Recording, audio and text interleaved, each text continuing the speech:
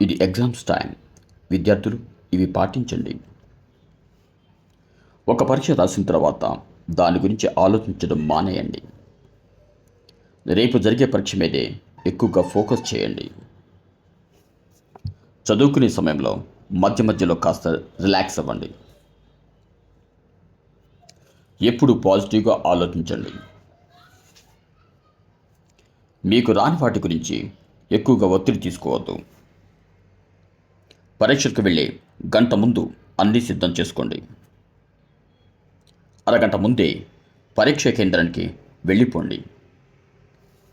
పరీక్ష బాగా రాయలేదు అనే బాధ వద్దు. మార్కుల కోసం మానసికంగా కృంగిపోవద్దు.